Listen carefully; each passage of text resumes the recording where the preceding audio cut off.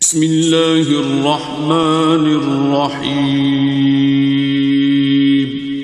شروع اللہ کا نام لے کر جو بڑا مہربان نہایت رحم والا ہے۔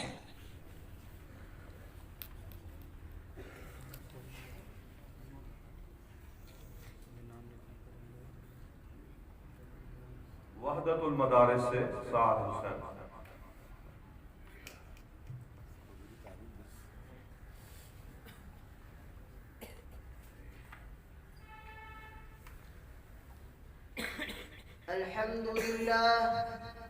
الحمد لله نحمده ونصلي على رسوله الكريم، أما بعد فأعوذ بالله من الشيطان الرجيم. بسم الله الرحمن الرحيم.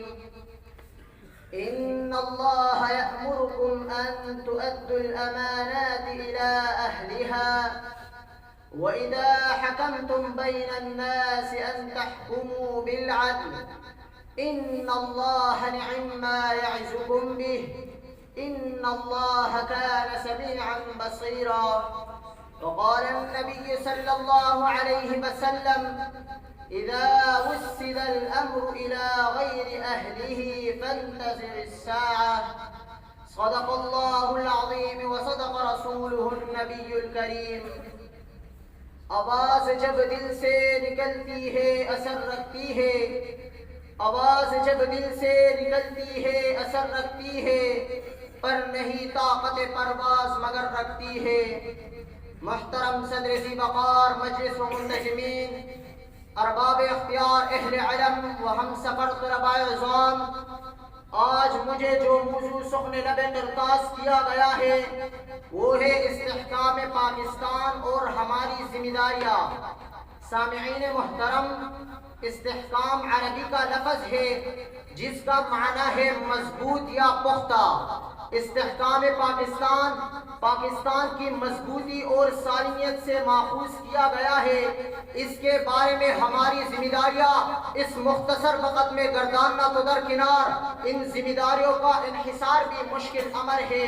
البتہ ارباب اختیار، اہل علم و دانش کے سامنے ایک اہم، بنیادی و ضروری ذمہ داری کا تذکرہ کرنا چاہتا ہوں. ایک ملک اور ریاست کا استحکام اس کے بنیادی اداروں پر منحصر ہوا کرتا ہے، اور اداروں کا استحکام ان کے منصفانہ اور عادلانہ نظام اور رویہ پر منحصر ہوا کرتا ہے. اسلام سے بڑھ کر اور کون سا نظام اور رویہ منصفانہ اور عادلانہ ہو سکتی ہے؟ ایک ملک اور استحکام کے بنیادی اداروں پر منحصر ہوا کرتا ہے، جس میں عدالتی ادارہ، ملک کا اقتصادی ادارہ، ملک کا عسکری ادارہ ہوا کرتی ہے. لیکن جب تک یہ ادارے ہیں مستحکم نہ ہو، ان کا نظام اور ان کا رعایا سے منصفانہ اور عادلانہ نہ ہو، تو اس ملک کے استحکام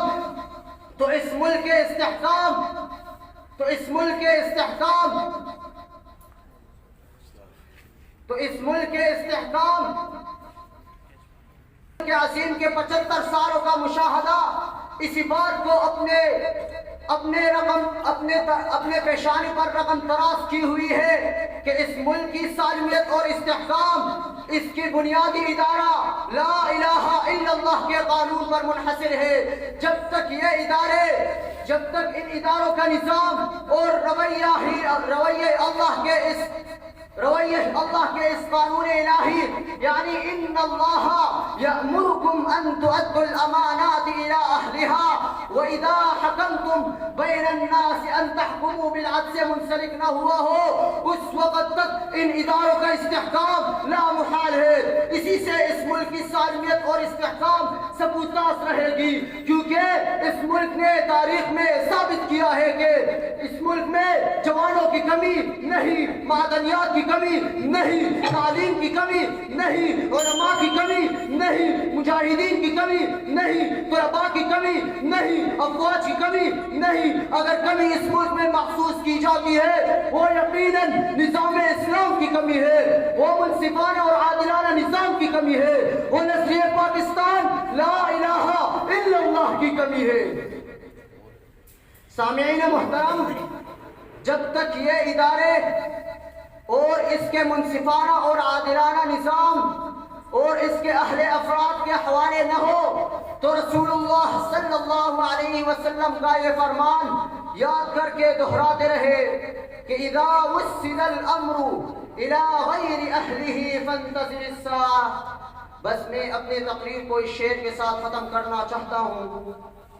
جلال آتش و برق و سحاب پیدا کر، جلال آتش برق و سحاب پیدا کر، اجل بھی کانپ اٹھے وہ شباب پیدا کر، بہے زمین سے مہکتے گلاب پیدا کر، بہے زمین پہ جو میرا لہو تو غم مت کر، اسی زمین سے مہکتے گلاب پیدا کر، تو انقلاب کی آمد کا انتظار نہ کر، جو ہو سکے تو ابھی انقلاب پیدا کر۔ وآخر دعوانا ان الحمد للہ رب العالمین۔